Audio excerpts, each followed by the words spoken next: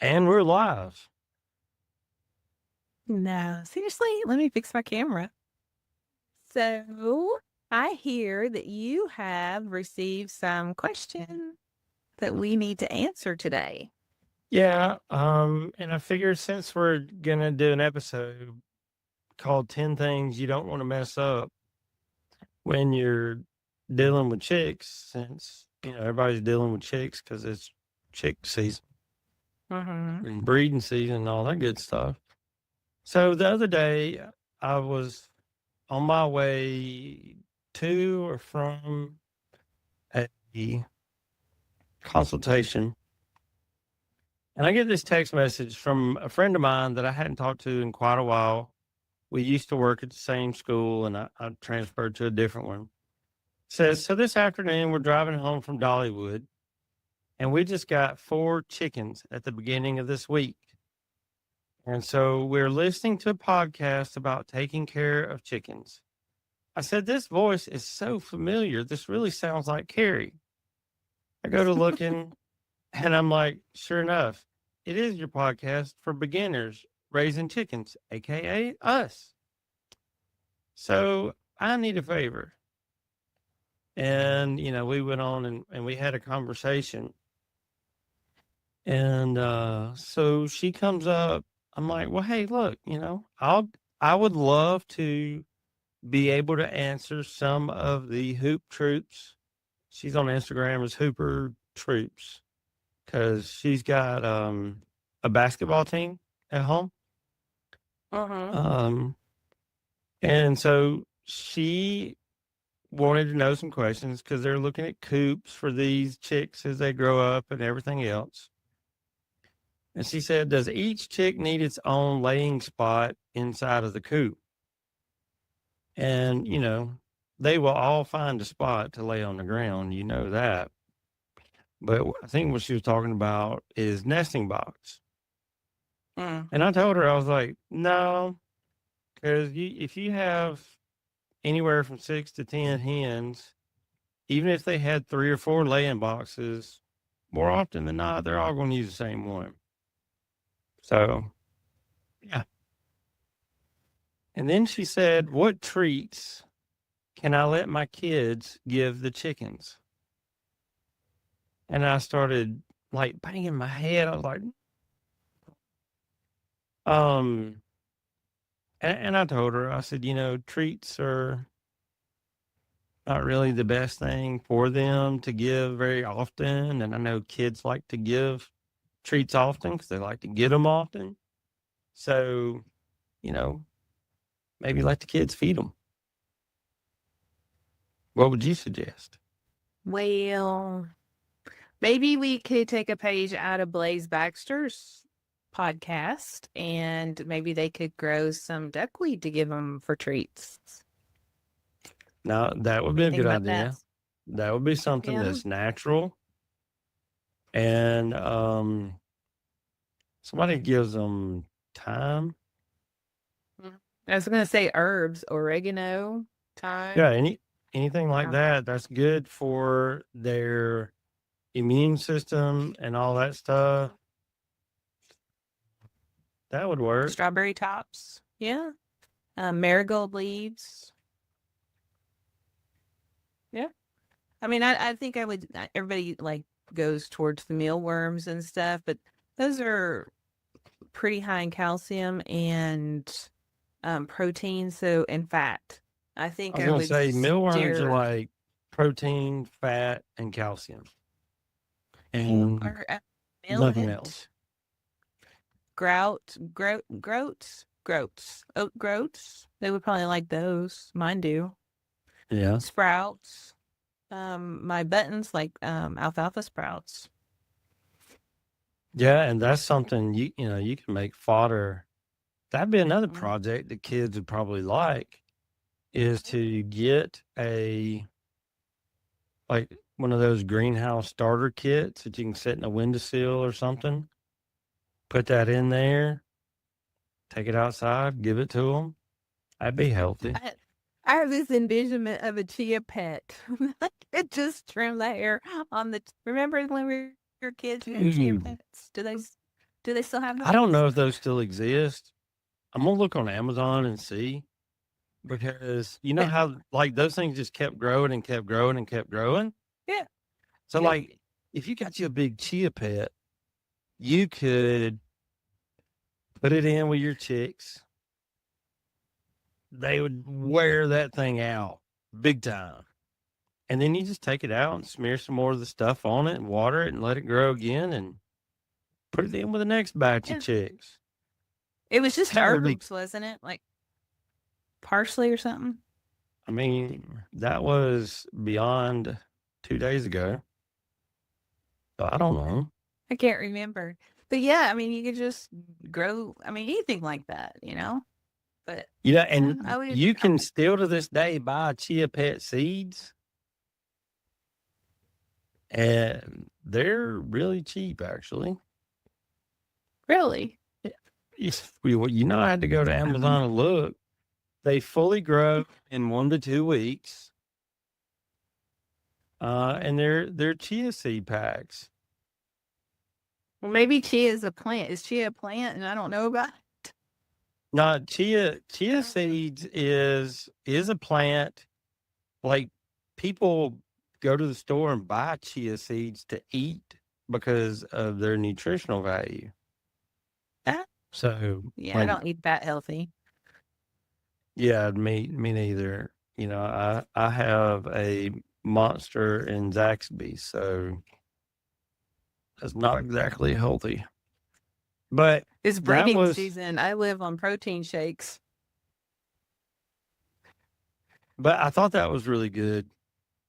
So the next question she had is,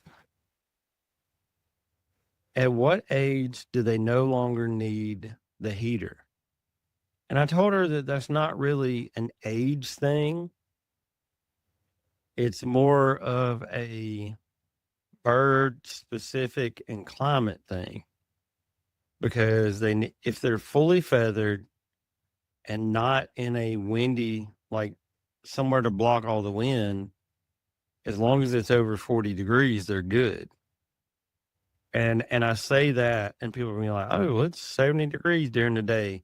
That's not what I'm talking about. If you're going to put them outside right now, make sure it's over 40 degrees at night, and make sure they can get in somewhere with some kind of bedding that is out of the wind. Mm. But I wouldn't cut it off cold turkey.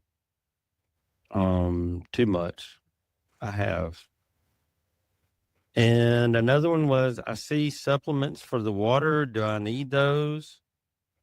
And you know, that's a personal thing.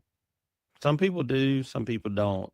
Me personally, I'm going to say no, because I have actually taken multiple different kinds of Vitamin Pro, chick, all kinds of chick powders, the electro, this, and, you know, all that kind of stuff that comes in a powder form, and put it just in like plain Jane generic bottle of water. You know, I'll take a few drinks, put some in there, and shake it like a salt shaker for a while, and then just set it down.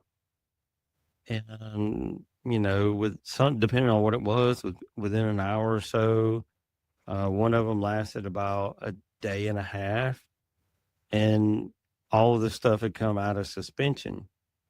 Well, if you're giving your birds fresh water every day, if they don't drink it all, and you clean out their water, well, there went probably half the vitamins that you paid for. So it's a waste.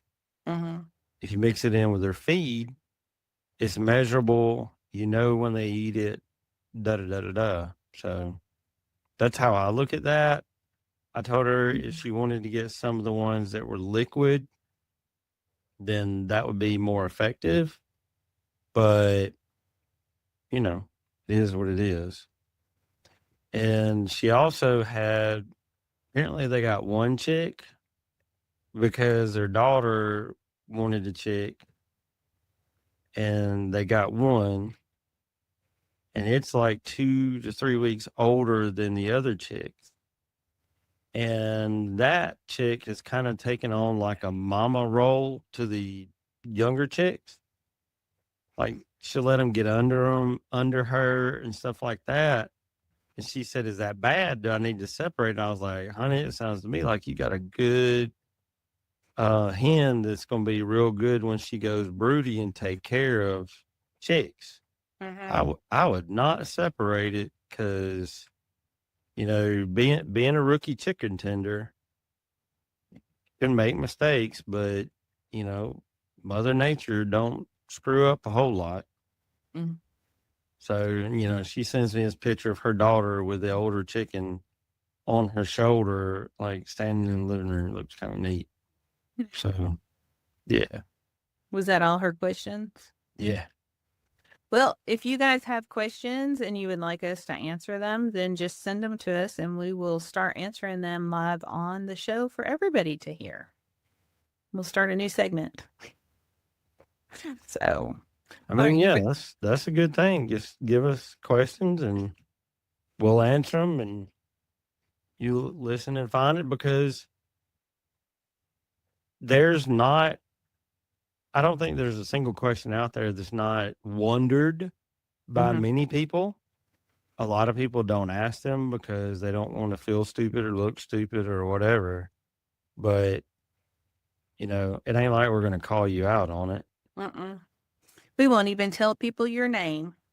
Yeah, I just like the kids listen to this and they really enjoyed the podcast. I was like, is it okay with you if I give a shout out? I don't want to actually say their actual names because they're kids, but they'll know by me saying who their mom is. So, yeah. Okay. All right, you ready to jump into today's show? 10 things you don't want to mess up with your chickens. But you will. That's the PG-13 version. And I mean, you probably will, because We all do. we all do. We all make mistakes and we all screw up from time to time. All right. So, mistake number 1, impulse buying. Go to the feed store. They're chirping. I was going to say, don't go to the feed store. Yeah, no, I never go there. Because Tractor Supply this time of year is about the only time of the year where they have an absolutely amazing marketing plan. And it's that when the sliding doors open, the chicks are positioned in the store somewhere where you hear that chirping. And the kids hear it. Who doesn't love the sound of freshly hatched chicks? So you don't want to impulse buy because you probably don't have all the stuff, all the knowledge, and you need to be able to take care of them. And this time of year, they are not Easter presents. So please do not buy them thinking that you can turn them loose later as Easter presents for your kids. Yes, people do that.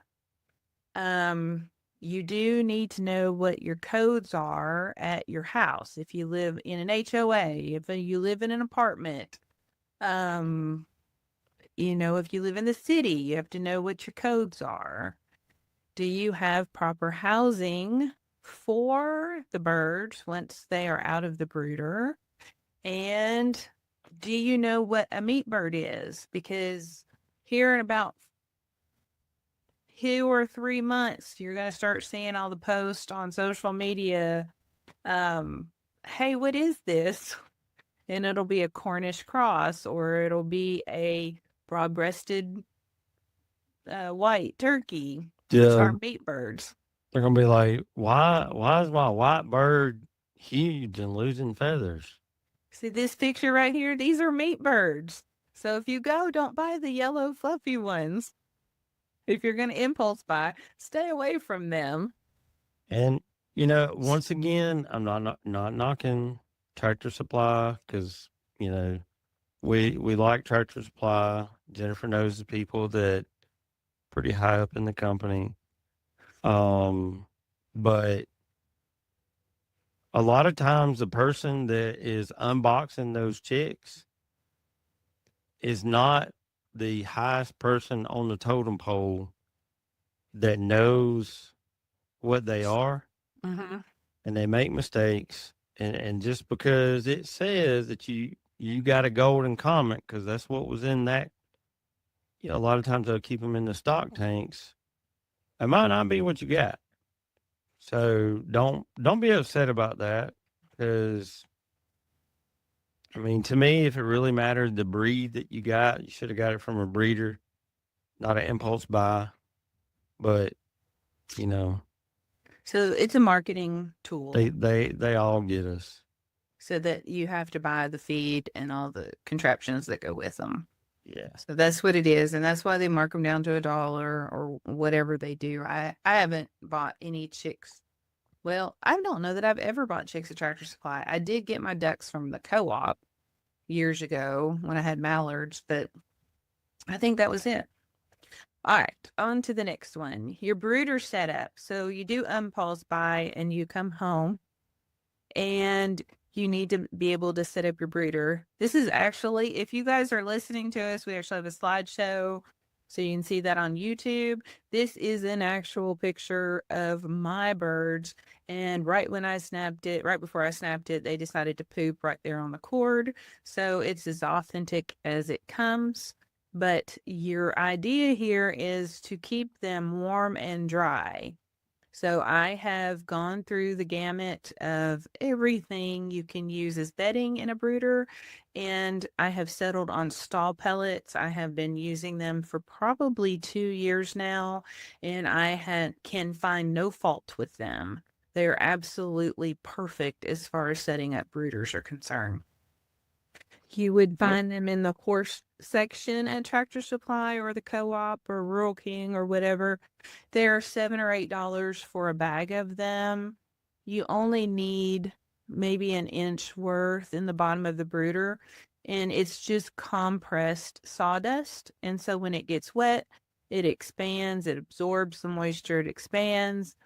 And If you use one of those little things that's designed for a garden that's got like the 3 forks on it, Mhm. you to like rake around when you're planting plants or whatever. If you use one of those and move them around every so often, Mhm.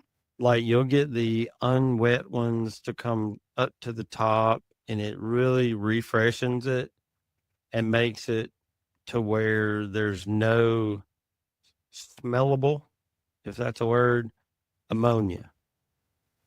Yeah, So, and I wait a little bit longer probably than you do, it sounds like, and mine turn into like a pancake underneath the water dish. And I just take a big putty knife and take them out, put them in a bucket, and then stir them up.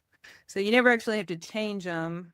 Of course, mine only stay in there for a couple weeks, but you don't change them so much as you stir it up. I was gonna say I don't change mine at all. You just kind of stir it up. They're gonna be in there 2 to 3 weeks, whether it's quail or chickens. Mm-hmm. You just stir it up to keep it fresh, or let it turn into a cake. Either way, you're not really gonna have an issue.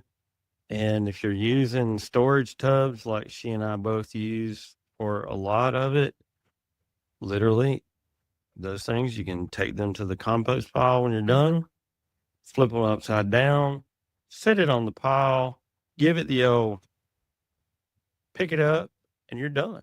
Yep. Hit it with a hose pipe, spray it with some sanitizer. Your brooder's clean and ready for more. Yeah, exactly. The other thing I want you to notice in this picture is the brooder plate. You'll notice that it is crooked, and I do that on purpose. The brooder plate is meant to touch them like a mother hen would, so they can go underneath of it to hide, to get warm. It heats them by touch. There seems to be some misconceptions about brooder plates. You cannot put them outside on the cold dirt. It will not work that way. You can't put them on cold concrete. It doesn't work like that. It has to be in a reasonably temperate room, out of a draft, and only needs to be heating the birds by touching them. And by tilting it like this, then the bird can decide, you know, Do I how want to warm get it wants to way be. up in there where it's dark and get cozy or not? I will say this, guys. Jennifer does things backwards because this brooder plate, in my opinion, is incorrectly installed. The power cord should be at the back because now it's going to hang in front along everything else, and it's going to get tons of poop on it. And yes, I wash my brooder plates off and get the poop off power cords because it drives me nuts. And I have to put them in the back. But yeah, Okay, so get really upset then because not only is my power cord coming out the front, it is then fished through the feeder and comes out through the feeder and plugs into the surge protector. but hey, you know what? You hatch out thousands every week. So what works, works. Yep. I ain't saying it's wrong. I'm just saying, in my opinion, I feel like the power cord should be at the back or at least up against one of the walls. Well, then I couldn't fish it through the feeder. Okay, so now we got your bird set up. Now let's talk about when you put them outside, when they're finally due outside. If that's a Delaware. I don't know. This is a stock picture. This isn't my birds. This, because I don't have any I was going to say Tractor Supply coops, but we won't say that. We'll say pre-built kit coops. I was gonna say this is like a baby pre-built coop Yes. that is available. I'm one of the most popular places that you can get these for a few $100 is there, but you can order them from Amazon or 50 million other places. So if it says 4 to 8 chickens, I would lean towards 4 to 8 bantam silky type things. I wouldn't try to put one of ours in there. Yeah, if it says 4 to 8, that means like 4 Rhode Island Reds, 2 maybe 3 10-pound Orpingtons. You could get closer to that 6 or 8 mark with like a silky or some small game fowl that are like 4.5, 5 pounds. Bantam. Now, if you want to hit that 8 number, you can put some moderns in there. But You'd probably put 12 moderns in there. now, if this was just for sleeping, it would be okay. But we're talking about like if you were going to keep them in there 24/7. No, this is not big enough for 4 to 8 birds. But if they're just going in there to go to bed, then I think that would be fine. Good luck getting them in there. Well, but you need to decide how you're going to coop them, how much space that you have, and once you add water and feed in there, that takes up floor space of another chicken. So Yeah. make sure that you size your coop according to how many chickens you get because chicken math is real and you'll have to temper yourself and buy the appropriate sized housing for them. Yeah, if you measure the number of chickens you have more accurately by the amount of feed that you go through on a monthly basis and not by actual number, that pen would be too small. Yeah. Okay, predator protection. This is going to vary depending on where you live. I personally don't have a predator issue because I have dogs, so mine are fine. But what is pictured here is chicken wire. If you want to buy chicken wire, you might as well just throw the money out the car window. And that would be how much I think it's worth. Well, I mean, okay, so I have actually found a good use for chicken wire. No. Tomato plants? Well, so if you take the cattle feedlot panels and build the walls of your chicken pen out of that, or build the walls of your chicken pen out of 2x4 wire, and then you go back with a hog ring and put this onto that, it will keep the little chicks from going out. And the 2x4 wire or the cattle feedlot panels should be big enough to keep whatever predator out. Oh, But gotcha.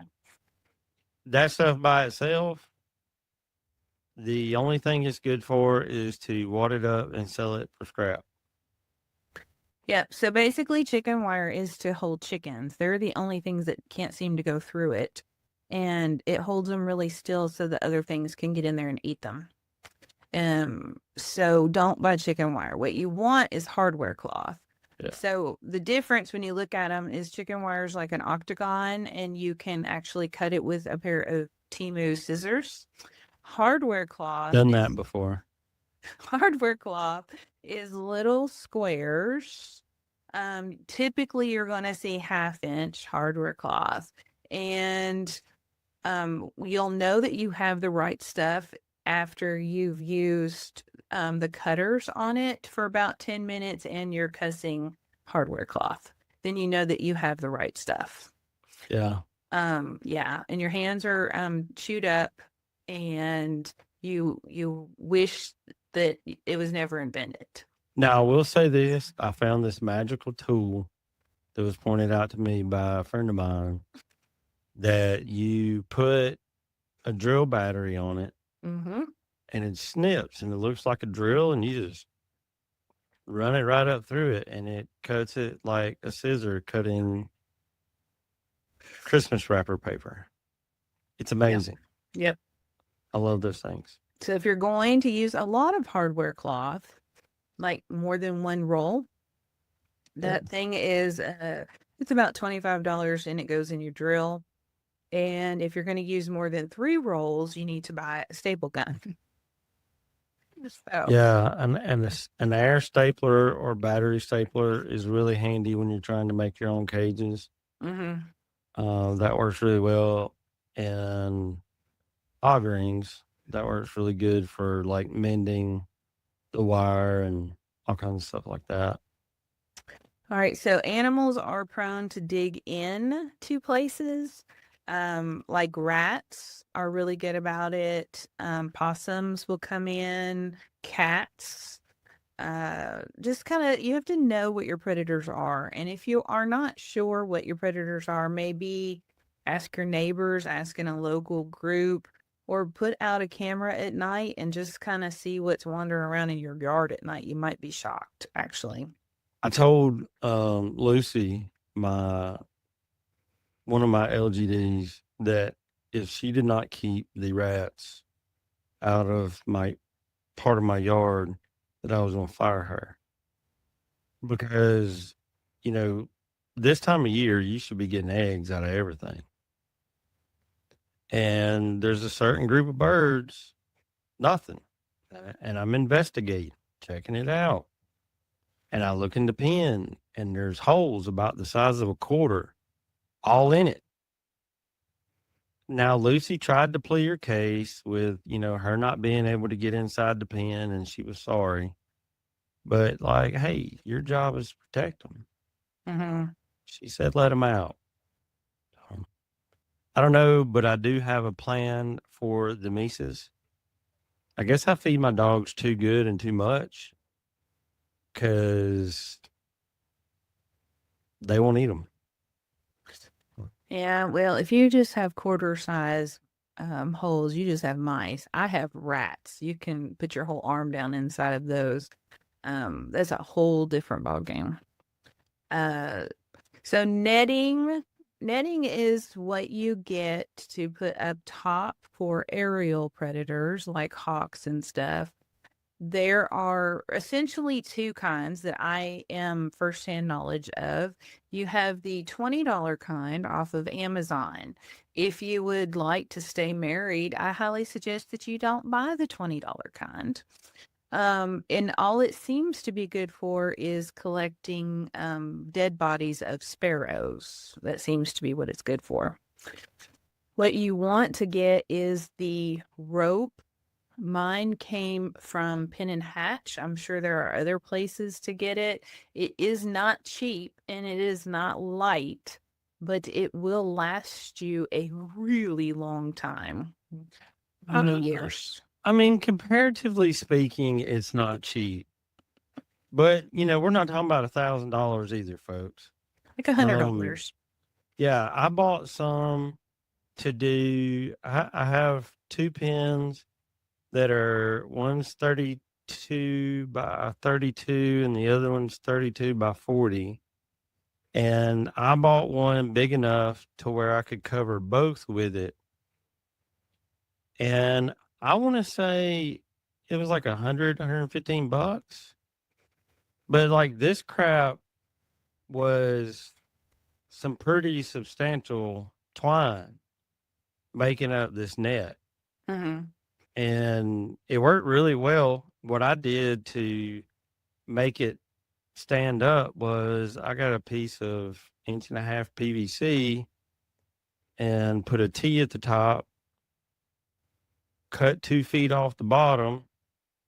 So now I had an 8-foot piece of pipe and I stuck them on the sides of the T.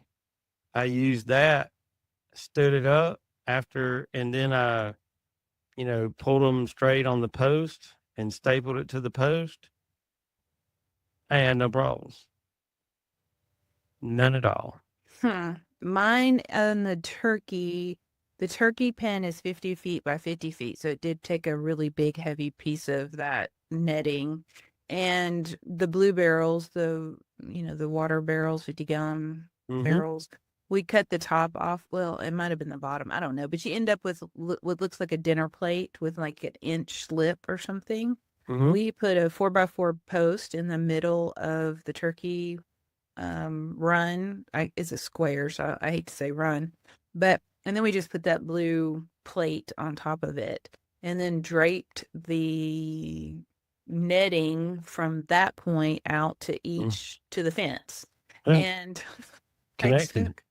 I just draped it over and I got a roll of yellow rope, like 1/2-inch rope from Harbor Freight for like $20 for 300 feet or something. Oh yeah, like the nylon. Yes, the nylon stuff. And I just stood there and threaded it, like I sewed it to the fence all the way around. Oh, you got really fancy with yours. Yep. And the good thing about the netting, the rope netting, not the divorce attorney netting, is if you get a hole in it, which you will, my doors like to put holes in them, is you can just take a carabiner and hook it back together. It won't like run like a pair of pantyhose or something. It will just make a hole. So you can just take a carabiner and clip it back together and it's fine. Or zip tie. Yes. That's what's holding mine to the fence. If it is heavy though, so you would probably need some help to pull it. Like once I got it all around, I called my wife and I was like, "Hey, I need your help." She said, "No, I don't know crap about building what you're building." I said, "No, I can't be in 2 places at once. And I just need you to stand this thing up." So I got her to hold the pole standing up while I went around and attached it, and it hadn't moved. Wind hadn't blowed it down. I didn't put the pipe in the ground. Friction's the only thing holding it in place. You can do a lot of stuff with zip ties and carabiners. Yes. All right. Next step is getting the wrong feed. It, for whatever reason, and I do not know where this started, and I would like to slap somebody, is why people think they need to move to a layer feed at 16 weeks. Do you have any idea where that started? Well, because somebody thinks that all chickens start laying at 16 weeks.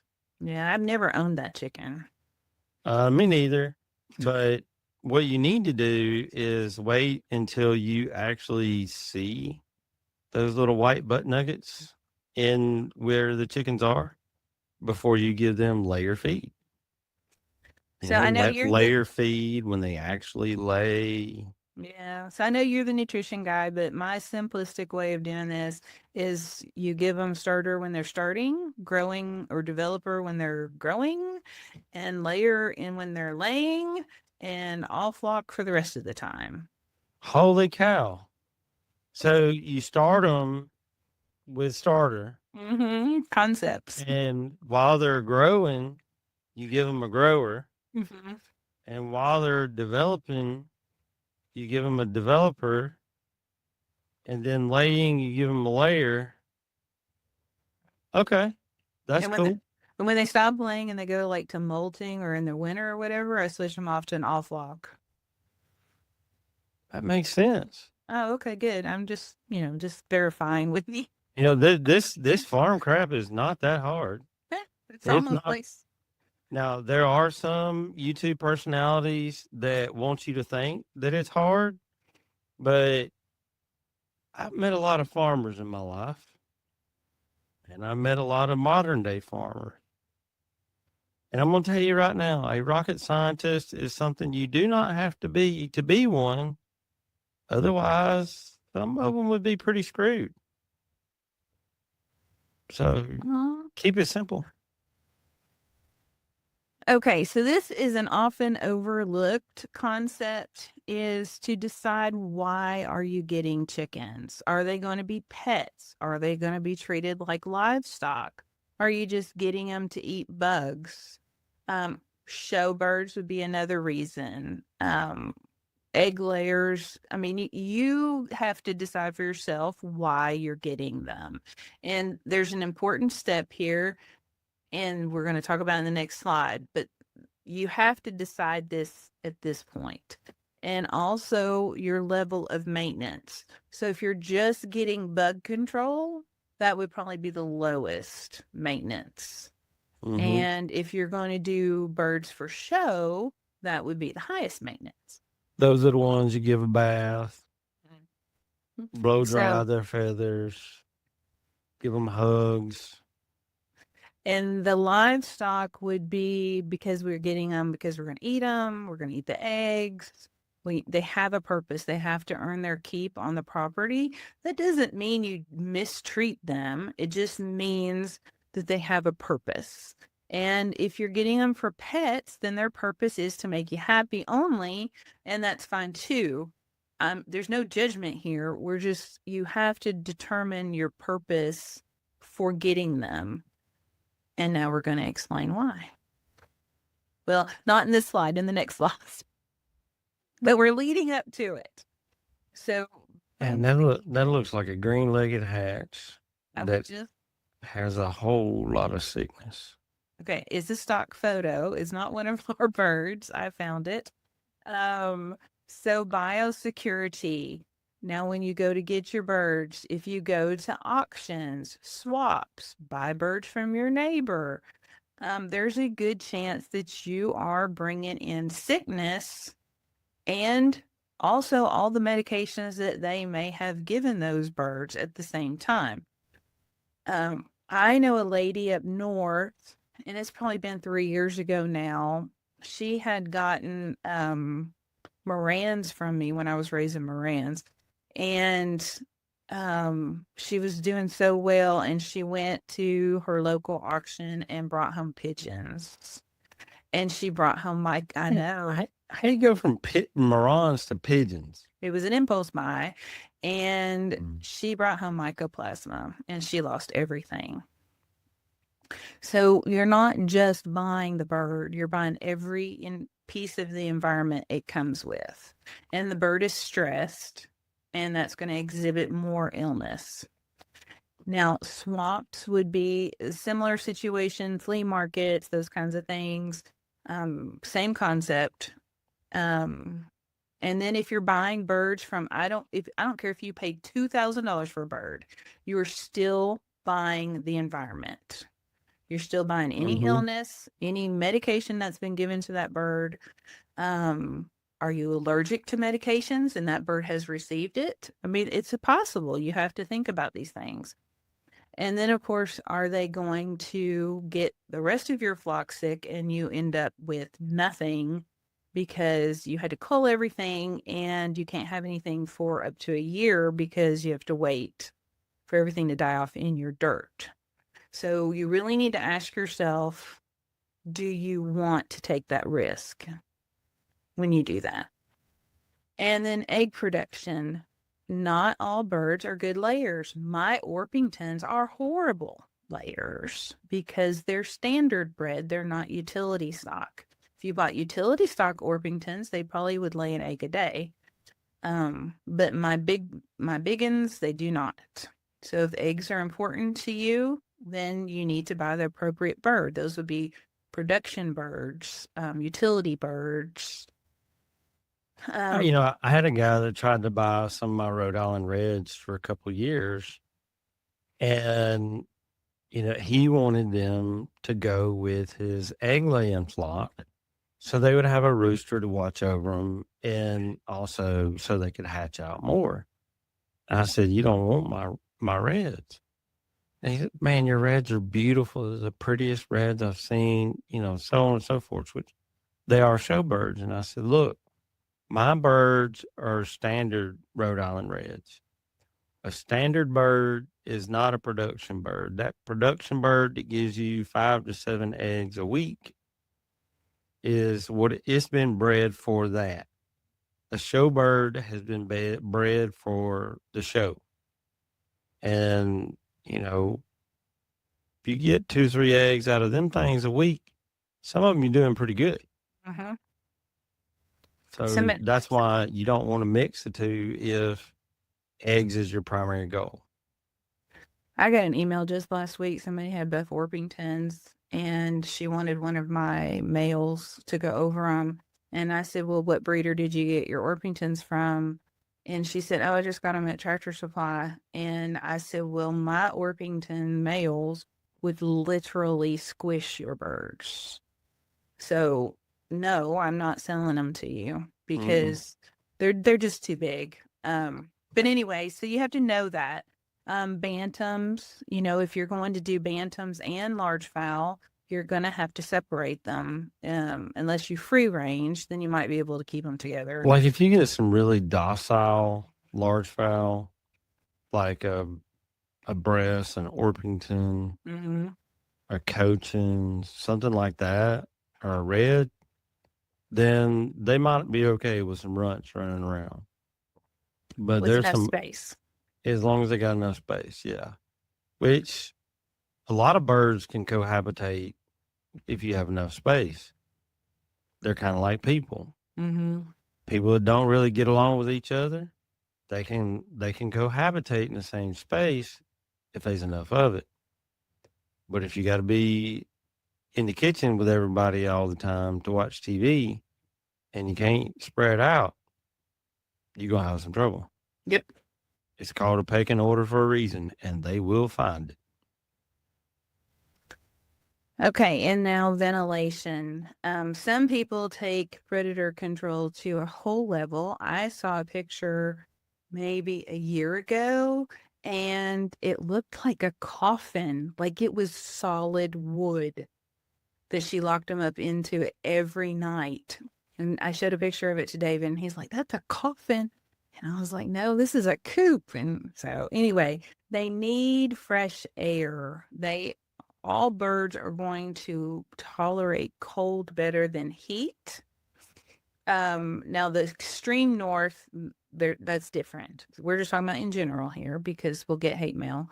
But birds in general like the cooler weather more so than the heat stress. Well, man, that's why in the summertime they'll dig down and get in that dirt, and they're not doing it because they have mites. They're doing it because it's cooler.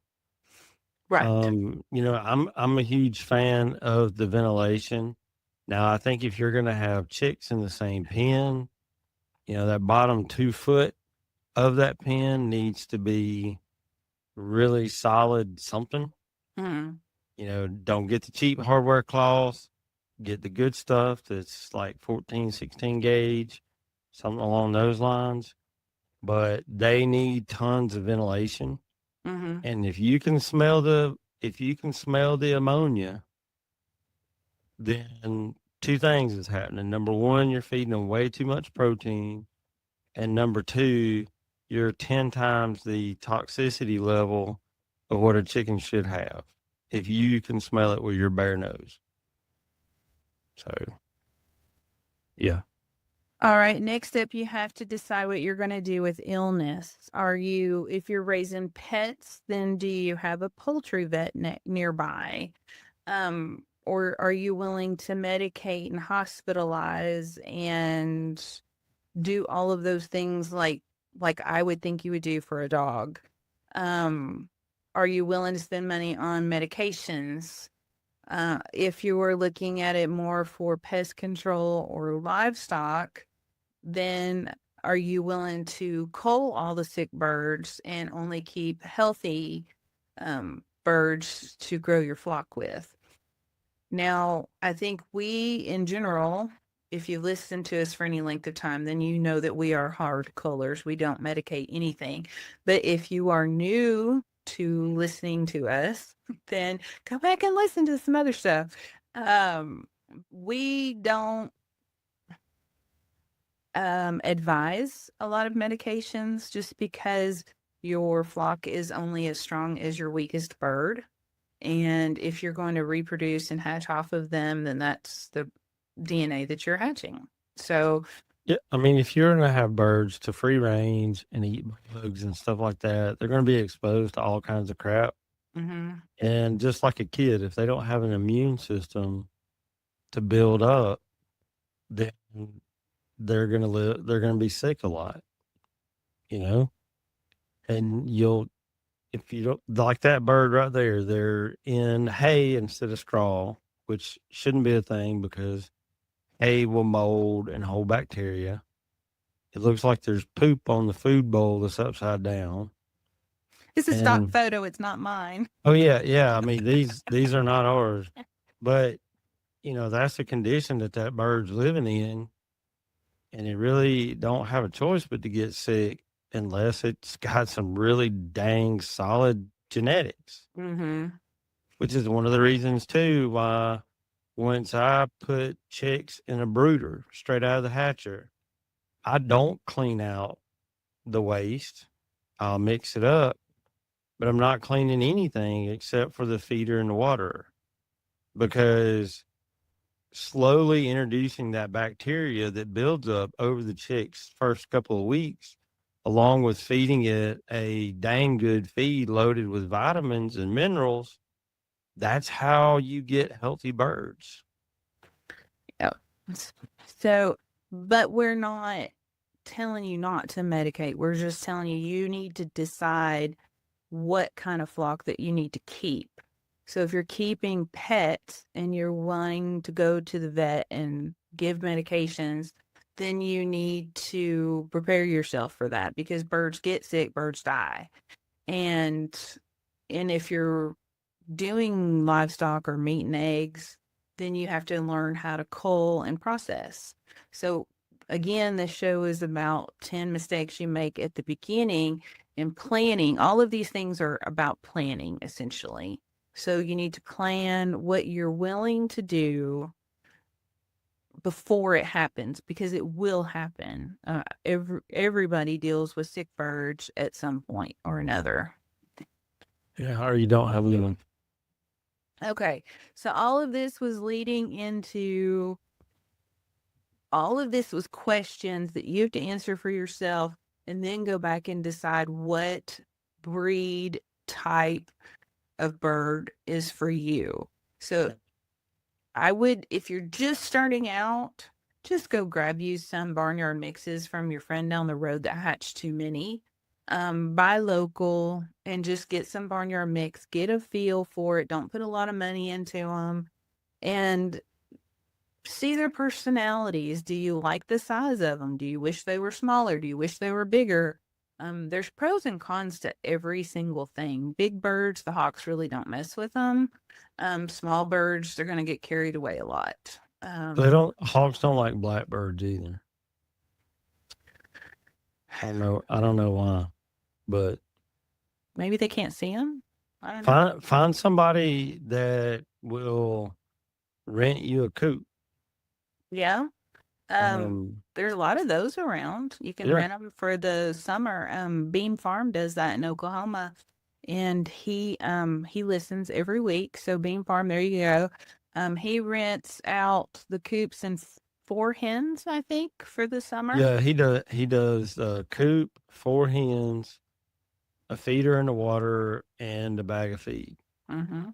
And so he and I are fixing to. We're working on getting him some of the small Aluma coops, and he's going to be using those.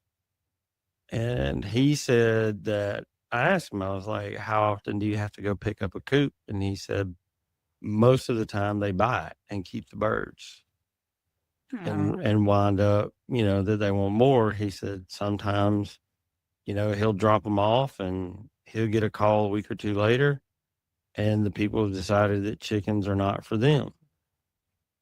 So, you could do something like that to find out if it's for you, because yes, everybody loves the sound of a chick.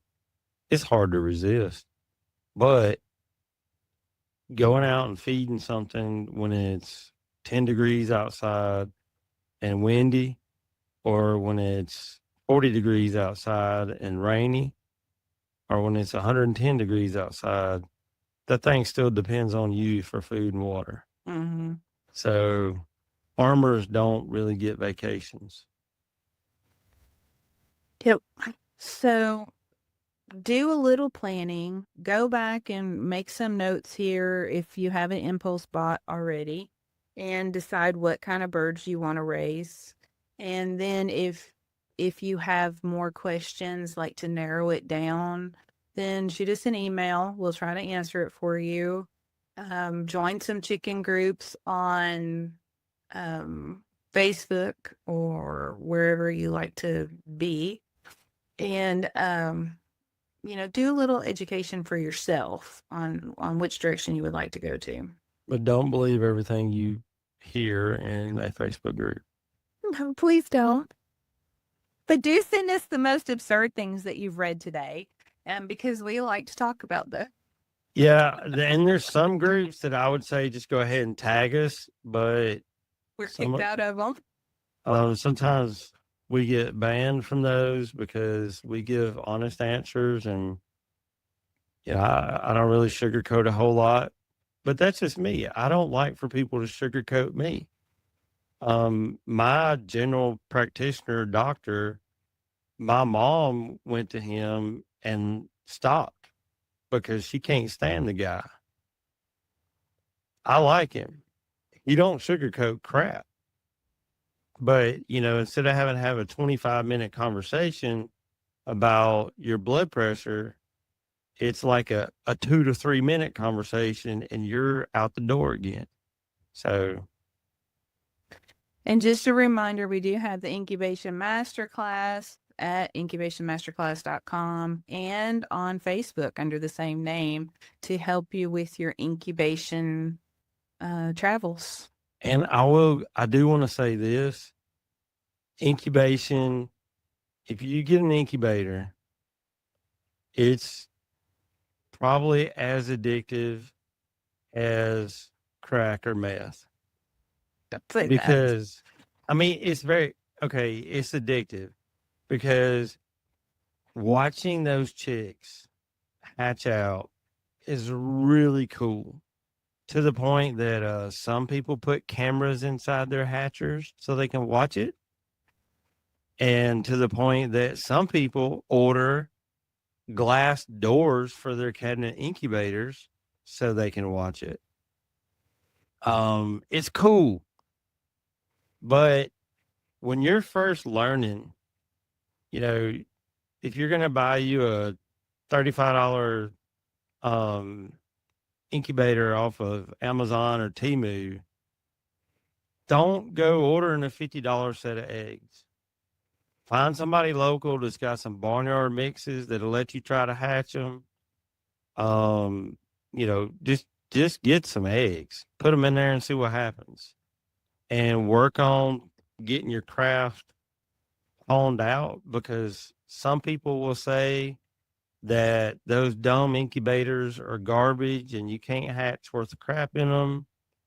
I can tell you that in the incubation masterclass, we tell you lots of tips and tricks that you can use with those things to get a good hatch rate off of them. But don't practice with a $200 set of eggs. You're going to get mad at yourself, probably. And today's lesson is no, you cannot incubate in a crock pot. And we're just going to leave that there. We will see y'all in the next episode. Bye.